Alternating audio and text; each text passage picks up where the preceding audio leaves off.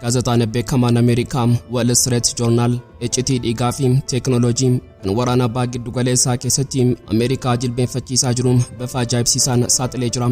Kaampaaniin oomisha teekinooloojii Chaayinaa Imeelii iccitii waraanaa tokko Dogoggoraan dhaabbata basaasaa Ameerikaa kan farra Iraan ta'etti erge. Dhaabbanni kun imeelicha yeroo banuu wanti inni dubbisee dhimma daldalaa idilee hin turre. Inni xalayaa jaalalaa siyaasaa kan onnee diinaa cabsuu fi tokkummaa bahaa ifa godhu ture. Iccitii Iraanii fi Chaayinaa gidduu jiru kan Ameerikaa rifaasisee bal'inaan qabannee jirra. Yeroo addunyaan Tiraamp waraana guddaa Hulaa Hormuz irratti banuuf deema, dooniiwwanii fi xiyyaaronni Ameerikaa dambalii bishaan irraa fiiguu eegalaniiru jechuun eegaa jirtutti. Dhukkubbiin onnee Pentagoon dhaabee Teheraan osoo hin taane iddoo gonkumaa hin eegamne irraa dhufe. Riyaad waajjira dhimma alaa isheetiin Pentagooniif xalayaa diimaa dabarsitee jirti. Tarkaanfii waraanaa keessan kanaaf buufata qilleensaa Prince Sultan fayyadamuu hin dandeessan. Akkasumas xiyyaaronni waraanaa keessan samii biyya keenyaa keessaa qaxxaamuranii Iraaniin loluu hin danda'an. Sacuudiin maaliif Ameerikaa buufata waraanaa dhorkattee bal'inaan ni xiinxalla? Gaazexaan amanamaan Ameerikaa The Washington Post gabaasaa qorannoo gadi fagoo baaseen oduu sobaa masaraa White House guutummaatti dhoqqeetti makee muddama dhugaa Washington keessatti uumee jira. Gabaasicha akka mirkaneessetti yoo xiqqaate bu'uuraalee fi meeshaaleen waraanaa Ameerikaa 223 ta'antu guutummaatti barbadaa'e. Yoo xumuraatti nu faana turtan iccitii Pentagoon dhoksu kana bal'inaan ni dhageessu. Qophii keenya like gochuun jalqabaan affeerraa keenya yeroo maraati. Yooyaa ashamaar kafuuni kabajamtoota dhaggeeffattoota keenya kun Oromia 24 Newsdha. Kanneen chaanala YouTube keenya faara taatan subscribe gochuun maatii keenya ta'aa. Qophiin keenya namoota hedduu biraa akka ga'uuf like share gochuun waliif qooduun dagatinaa. Haga xumura qophii keenyaatti turtii gaarii.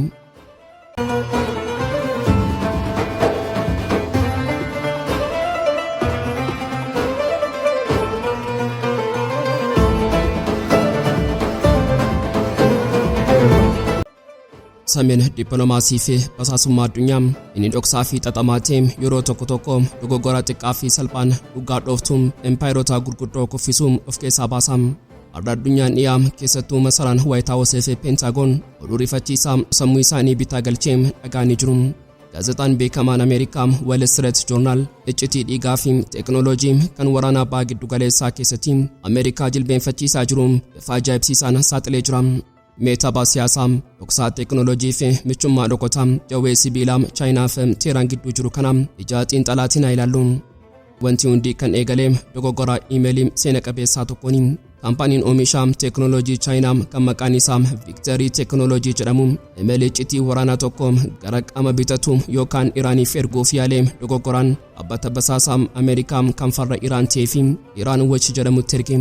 Dhaabbanni kun imeelicha yeroo banuu wanti inni dubbisee daldalaa idilee hin turre.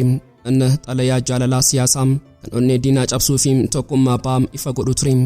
Imeelichi akka jedha waraanaa fi sarbamuu mirgaa isin irra ga'e kanaaf baay'ee rifanneerraa aarreerrasi onneen keenya isin wajjin jira. Mee jechoota kana xiinxalaa. Kuni kaampaanii daldalaa bu'aa barbaadu qofa miti. Kuni michummaa dhiigaati. Yeroo Pireezidaantiin Tiraamp waraana dheekkamsa seenaa banee Chaayinaan afaaniin nagaan abuu jechuun of qulqulleessitus lafa jalaan garuu kaampaaniiwwan ishee onneedhaan Iraan cina dhaabbatanii kufaatii Ameerikaa abjootaa akka jiran waraqaan kun saaxilee jira. Garuu imeelichi deeggarsa miiraa qofa hin turre inni dhiyeessii mootorii du'aa ture. Kaampaaniin Chaayinaa kun mootoriiwwan xixiqqoo kan diizaayinii Jarmanii ta'an Liimpaanchim L550 jedhaman gurguruuf wixxiifachaa ture. Mootoriin kun inni onnee diroonotaa of ajjeesoo Iraan warra maqaa Shahed jedhamuun beekamanii fi sirna ittisaa qilleensaa Ameerikaa fi Israa'el doolaara biliyoonaan lakkaa'amu burjaajessanii daaraa godhaa jiraniiti. Chaayinaan mootorii kana qulqullinaan baay'inaa fi ifatti gurguruudhaan gurgura Ameerikaa fi Awurooppaa guutummaatti salphistee jirti. Asirratti gaaffiin tokko ni ka'ama. Ameerikaan dinagdee addunyaa to'attee erga jiraattee akkamitti meeshaaleen kunneen ija ishee jalaa miliqanii gara Teheraan seenu? Iccitiin teekinooloojii fi dinagdee warra dhiyaa kuffisee asitti dhufa. Daldaltoonni Chaayinaa tooftaa lama fayyadamu. Inni jalqabaa meeshaa tajaajila dachaadha. Maayikiroochiipiin kompiitaraa, baatiriin ammayyaawaa, faayibar optiksiinii fi jaayiroskoopiiwwan xixinnoon meeshaa waraanaa jedhamaniin galmaan akka waan meeshaa elektirooniksii manaa ta'anitti ragaa sobaatiin fe'amu. Akka gabaasni kun saaxiletti yeroo dhiyoo asitti ammoo daldaltoonni Chaayinaa ragaa sobaa maxxansuullee dhiisanii sodaa tokko malee ifatti fe'uu eegalanii jiru. Sababiin isaa Ameerikaan waan gootu hin qabdu ofitti amanamummaa jedhu waan horataniif. Inni lammaffaaniif onnee Waashingtaniin dhaabe garuu daldala doolaaraa dhaabuudha. Ameerikaan biyya tokko yeroo gurtu waajjira ministeera maallaqaa ishee fayyadamtee sarara doolaaraa addunyaa cuftee dinagdee biyyattii balleessiti. Garuu kaampaaniiwwan Chaayinaa xixiqqoon kunniin daldala Iraan waliin godhan keessatti doolaara Ameerikaa saantima tokkollee hin fayyadaman. Isaan maallaqa biyyaa yuwaanii fi riyaalii akkasumas maallaqa dijitaalaa fayyadamu. Abbanni doolaara hin fayyadamne ammoo sirna faayinaansii Ameerikaa jala hin jiru. Kanaafuu Pentagon FM Washington ija banatanii osoo ilaalanii hojjummoo dhiigaa teekinooloojii waraanaa Beijing irraa ka'ee Iraaniin seenuu dhaabuu dadhabanii jiru. Kun Ameerikaadhaaf salphinadha. Mee haala kanaan waraana yeroo ammaa Baha Giddu-galeessaa keessatti deemaa jiru waliin wal haasimsiisnu. Ameerikaan dooniiwwan waraanaa ishee galaana Omaanii fi Hulaa Hormuz irratti hiriirsitee boba'aa Iraan kunnee jirra. Dinagdee ishee beelessineerra jechuun yeroof jechuun dhugaan lafa jiru garuu faallaa kanadha. Waraanni ammayyaawaa qawweedhaan qofa osoo hin taane teekinooloojii rakkasoo fi baay'ee ta'een mo'ama. Iraan mootoriiwwan chiiphotaa fi baatiriiwwan rakkasoo Chaayinaarraa dhufee kanaan diroonota kumaatamaan lakkaa'aman lafa jalatti oomishaa jirti. Dirooniin gatii doolaara 20,000tti hojjetamte kun doonii waraanaa Ameerikaa kan doolaara biiliyoona 10 baasuun bishaan Hormuz irratti dhiphisaa jirti. Ergaan Imeelii Chaayinaarraa miliqee ba'e onneen keenya isii wajjin jira jedhu jecha miiraa qofa miti inni waadaa tarsiimawaati. Inni Ameerikaan waraana keessatti meeshaa yoo fixatte nuti ammoo diroonii fi misaayilaa isinirraa hin hanqisnu jechuudha. Kuni madaallii waraanaa guutummaatti garagalchee jira. Tiraamp waraana kanarratti kasaaraa Ameerikaa ol guddisuu danda'a garuu hojjummoo dhiigaa Beijing fi Teheraan gidduu jiru kutuu hin danda'u. Walumaa galatti addunyaan amma dhugaa qaanessaa tokko bartee jirti. Gurri warra dhiyaa inni waggoota 40f meeshaa siyaasaa Ameerikaa ta'ee tajaajile har'a dachee Eeshiyaa fi Faars irratti awwaalamee jira. Ameerikaan teekinooloojii doolaara biiliyoonaan ijaartee samii to'achuuf yeroo yaaltu Chaayinaan ammoo karaa daldalaa xixiqqoo fi kutaa meeshaalee rakkasootiin Iraaniin hidhachiiftee humna Ameerikaa akka dhoqqee keessatti nyaatamu gochaa jirti. Imeelichi dogoggoraan ba'us waraqaa ragaa tokkummaa baatee jira. Waraanni dhugaan amma Hulaa Hormuz qofa irratti osoo hin taane hojjummoo dhiyeessii teekinooloojii Beijing fi Teheraan gidduutti qabatamaa jira. Yeroo addunyaan Tiraamp waraana guddaa Hulaa Hormuz irratti banuuf deema dooniiwwanii fi xiyyaaronni Ameerikaa dambalii bishaanirraa fiiguu eegalanii jiru jechuun eegaa jirtutti dhukkubbiin onnee Pentaagoniin dhaabe Iraan irraa osoo hin taane iddoo gonkumaa hin eegamne irraa dhufe. Iddoon sun michuu onnee fi hirkoo dinagdee Ameerikaa kan waggoota dheeraa Riyaad Saudi Arabiyaati. Mee dhugaam ajaa'ibsiisaa tapha dippilomaasii dhiigaa fi kufaatii tarsiimoo Ameerikaa kanaa ija xiinxala waraanaa fi seenaatiin haa ilaallu. Wanti hundi kan eegaleem akkuma amala pireezidaantii Tiraamp isa idilee eegsisaa xiinsammuu fi miira of tuulummaatiin guutameen ture. Tiraamp osoo jeneraalota isaa michoota isaa fi biyyoota naannichaa wajjin marii fi qindoomina nagaa hin uumin miidiyaa hawaasaa irratti ba'ee piroojeksii bilisummaa labsee kaayyoon isaa ifa ture. Dogoggora galaanaa Iraan Hulaa Hormuz irratti gootee humna waraanaatiin cabsee dooniiwwan dabarsuudha. Tiraamp ani gooftaa galaanaatti jechuun uummata Ameerikaatti of gurguruuf yaalaa ture. Garuu dhugaan waraanaa Tiwiitar irraa osoo hin taane dachee irratti herregama. Akkuma Tiraamp labsii baaseen masaraa mootummaa Saudi Arabiyaa irraa deebiin dhufee deebii addunyaa naasisedha. Riyaad gama waajjira dhimma alaa isheetiin Pentaagoniif xaliyaa diimaa dabarsitee jirti. Tarkaanfii waraanaa keessan kanaaf buufata qilleensaa Prince Sultan fayyadamuu dandeessan akkasumas xiyyaaronni waraanaa keessan samii biyya keenyaa keessaa qaxxaamuranii Iraaniin loluu hin danda'an. Labsii salphaa miti. Mee kanaam ija waraanaatiin haa xiinxallu. Ameerikaan doonii waraanaa qabaattus waraana guddaa geggeessuuf dachee fi buufata lafaa ishee barbaachisaa. Xiyyaaronni boba'aa guutanii fi xiyyaaronni basaasaa awwaaksis dhageenya dheeraa deemuuf buufata guddichaa Prince Sultan irraa ka'uu qabu. Akkasumas xiyyaara diina rukutuuf samii nagaa qabu keessaa balali'uu barbaada. Dhorkaan Saudii kun sa'aatilee muraasa keessatti qophii waraanaa Ameerikaa guutummaatti laamshisee Tiraamp miila dhabee qilleensa irratti akka rarra'u taasisee jira. Mee seenaa duuba deebinee dhugaa kana madaallii yeroo wajjin wal biraa qabnu.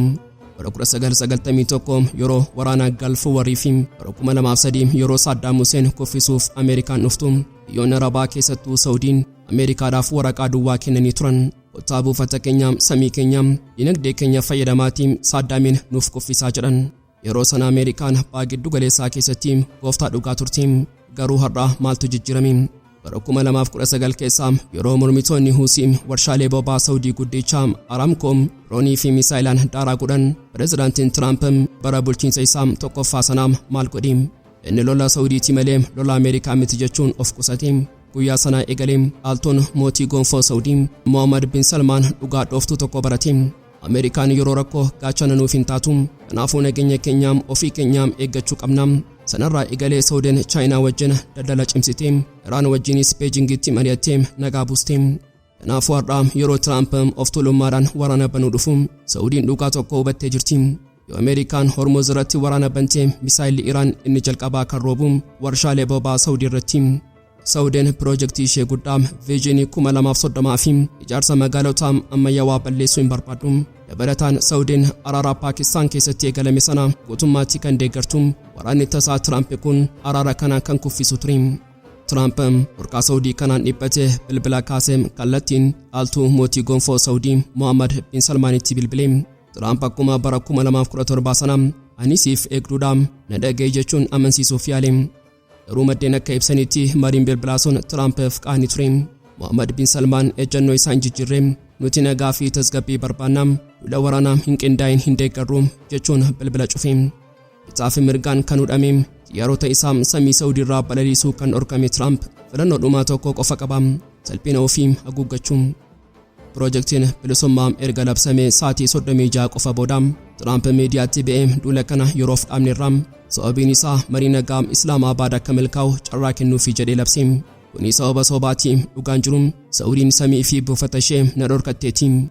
Walumaa galatti taateen kun Baha Giddu-galeessaa keessatti utubaa seenaa tokko dhaabee jira. Bara gooftummaa Ameerikaa fi waraqaa eeyyamaa kanaan dura michoonni Arabaa kennan sun guutummaatti waan xumurame fakkaata.